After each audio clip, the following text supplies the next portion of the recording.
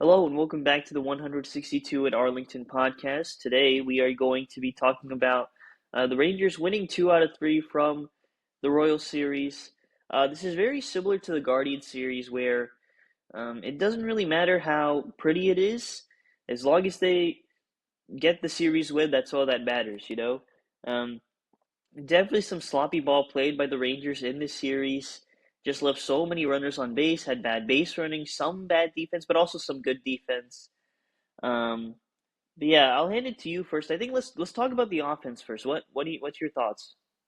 I actually think it's kind of nice to see that this team could play this sloppy and still win a series. Because normally with this team, if they play this sloppy, they're not winning the series. There's like no chance.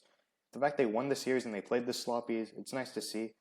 And yeah, first two games really bad runners in scoring position. No one could get the big hit, and part of that was just like the way it all set up was the wrong guys coming up at the wrong time. Like constantly had Wyatt Langford and a slumping Corey Seager up at the wrong times, which just kind of sucks. Especially in that first game, bro. It's like two times Langford had a chance and he just popped out on the same exact pitch. Like I don't know what he's looking for. But yeah, second game was more of the same thing. It's just constantly, getting the bases loaded and you know, not really getting the big hit to break open the game, that kind of thing. And then when the big guys were up, they got hit or they they got hit by a pitch or they walked. So it's like Yeah, uh, it kind of sucked. But they were actually pretty. I think they were okay on Thursday. They were okay on Thursday at hitting runners in scoring position. It's just base running errors made it like the big innings just not happen just because they made a lot of outs on the bases on Thursday. yeah. You are true that like the fact they're able to win a series with them playing this sloppy is a positive. The Royals also aren't that good, but hey, that doesn't matter. That does not matter. They got swept by the Angels, so none of that matters. Um, yeah, with Wyatt Langford, it feels like this was kind of my thoughts after the first game that I don't think Langford truly has a situational hitting approach. Like at least I know Seager's been so bad with runners in scoring position, but at least for him and Jock Peterson, like other guys that have big swings, I can see that they at least have some sort of a situational approach. Like I can see what they're trying to do when runners are on base. Like Langford, I just don't feel like his approach changes when runners are on base versus when they're not. Which I feel like it's not just been a thing this series, it's been a thing like since he got called up or just since he debuted. Which is something he still has to figure out. Yeah, it's also like the swing selection doesn't make a lot of sense. Like if it's a 1-0 count, like I remember this, it's a 1-0 count and no one's on base, and you get a fastball and you're leading off the inning, and you get a fastball that literally clips the top of the zone. Why are you swinging at that? Unless you get one Yeah. literally right down the middle, you're not swinging, you're working the count. And that's part of the thing with adding Seager to this lineup. A lot of these guys want to swing first pitch, and this like that creates a very aggressive lineup, which is kind of what gets this team in a slump is when they're aggressive and not working good at bats. Yeah. Would you talk about that? We can talk like Seager in the last game. That was a positive. He Yeah. hit some balls hard, got a homer. That's great to see. If he can get going, then this team could really be something. Yeah. I think we pretty much covered game one. They had so many opportunities to have an early lead early or like a like 4 or 5 run lead early and they just couldn't like come through with a big hit. Um, you know, and Evaldi didn't have his best stuff clearly, but we all know when Evaldi doesn't have his best stuff, he's still gonna go out there battle, give the Rangers a chance to win. But he ended up crumbling in that sixth inning. And then Jalen Beeks kind of made it worse. He went on the IL with back spasms, so maybe that had something to contribute to that. But I mean that's pretty much it for game one, right? Like they just couldn't come through with runners in scoring position. Then the pitching crumbles in the sixth inning, and that was it. Um, but then going to Wednesday's game, this was a chaotic game where Rangers win 6-4 in extra innings.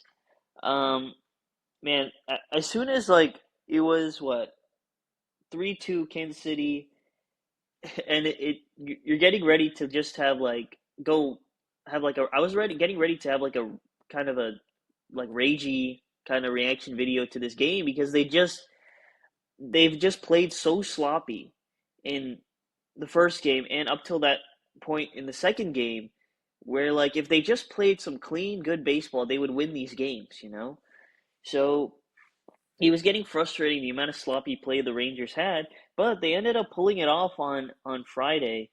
Um, just they did.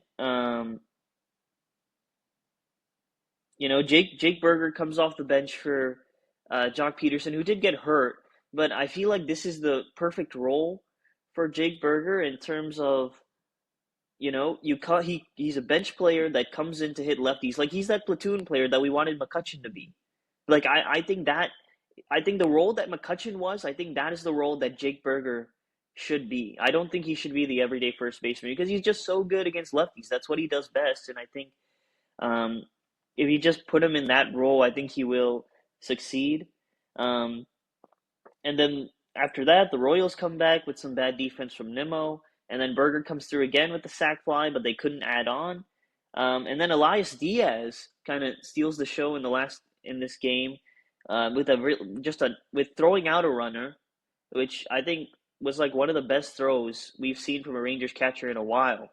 But then with his double, just like such a great approach from him, and like I mean, 2, 3 games in, we kind of just like him already more than Danny Jansen. It feels like he's contributed to this team more than Jansen has all year. Yeah. Does he have more RBIs than Jansen in 5 games? I doubt that. How much does he have? What, Let me two? check. I think he's at two, bro. Yeah. I mean, he had a homer that got robbed by the wind on Thursday. Yeah, but Diaz has been really good so far, and hope it continues because to get some production out of the catching spot would be nice. Obviously, Higgy's also been doing his thing too, as well. Yeah. He's got 12 RBIs, Jansen. Hmm. Um, but like, how many of those 12 RBIs are in meaningful moments? I know he had a walk off. Yeah. Um, yeah, Gore did a nice job keeping him in the game. Oh yeah, okay. I've been talking too much. You want to talk about You got anything else on the offense, or you want to talk about the bullpen guys in this game? We should talk about the bullpen because pretty much, yeah, that's the offense. Just didn't come through the runners in scoring position. That's pretty much it. Yeah, the offense had so many opportunities. They just couldn't come through and have that big lead. But they came through when they needed it most. But yeah, Junis and Lance are Freaking nuts. dogs, They've bro. been a godsend for the Rangers this year. It's like Armstrong and Maton from last year. Those guys like especially like Lats has been like really good. Junis is getting underrated, bro. This guy just he goes up and he just throws strikes and they can't hit it. Yeah, that's what it is. It's literally just work fast, throw strikes, they can't hit it. Yeah. I mean, Lats, again, to just continue talking about Lats, he gets it was bases loaded, nobody out, and then just like makes some dog pitches, goes 98 98. fastball. Yeah. Uh, makes some dog pitches, and then he got the 2 inning save on Thursday's game, which let's make sure we don't hurt the guy and like Yeah. exasperate his arm, because He's at a he's just been so 1.69 good, ERA on and the year. it feels he's gonna be the closer. Yeah. Sorry. He's at a 1.69 ERA for the year. Yeah, 169. And Junis with a 157. Those two have been so good on the back end. Um, Thursday's game was kind of the same story with the offense. Uh, Obviously, some bad base running didn't help. But Kumar Rocker survived. And then we got Robbie Alstrom. Also, he's kind of starting to. I think he looks the best out of the lefties in the pen, right? Like, Lats. does he look better than Alexander? Or Lats. sorry. After Latz, Yeah, does he look better than he looks better Alexander? than Or Alexander. I think just because he has more of a strikeout stuff than Alexander does. yeah, he's looked really good so far, and I feel like he's gonna start having this more leveragey role. He's a good setup Um, guy. yeah, Cole Winn is back and doing his normal survival tactics, and then Latz with the 2 inning save. Yeah, this bullpen has been so great. I mean, imagine where this team would be without Latz or Junis. Like if Yeah. we still had Chris Martin and Robert Garcia in those roles, they'd probably be like 8 games under 10 500. games? Yeah, 10 games under Yeah, 500. something like that. So those two have been great. Again, in the third game, Seager with the big hits. Nimmo, Zeke Duran continues to do his thing. Nemo coming out of the Berger's funk getting is his good. hits. Huh? Sorry? Nemo coming out of the funk is good. Yeah, Nimmo did have a bit of a funk, so him coming out of it is great. Yeah. Um, love that the Rangers were able to play sloppy and still get a series win. You would love them to play more clean baseball moving forward. Obviously, against some of the better teams, that's not you're not going to get away with that as much. So hopefully, we get some better just ball in general. Better hitting with runners in scoring position, better situational hitting. Um, you got anything else on this game? Rocker was all right. I mean, Yeah. Gore and Rocker were both pretty similar in that they just kept the Rangers in this game. The Royals' offense was better, like taking better at bats than they did in the previous series. Yeah. They Rocker kind of has this. He's actually kind of been really good because he's not striking out. He's just kind of like getting these ground balls efficient. I mean, this is what we've been saying all year. He's just being efficient, which is kind of what this team needs. Um, so it's nice. I think this was like his first or like second good road start besides Rockies. So it's nice to see that. And then Yeah, so that's great. Yeah, that's all in our the Royal series. Nice series win for the Rangers. The next series they're heading to face the Red Sox, uh, who have also been struggling, but they are playing in Fenway, which the Rangers haven't had too much success in Fenway.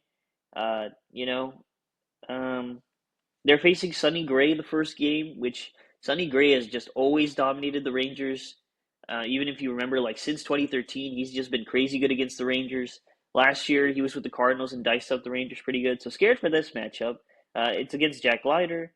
Saturday, DeGrom versus Ranger Suarez, who also diced him up pretty good last year, right? Ranger yeah, Suarez. yeah. Um, and then Connolly early, the nasty lefty, and they're going to be playing on national. It's on Peacock, which the Rangers are just horrible on national TV. Kind I of don't hate know to why see it them keeps on being the national. Rangers, bro. What's so interesting about the Rangers? Yeah, I don't know why the Rangers keep being on national TV recently. It feels like it's always a loss.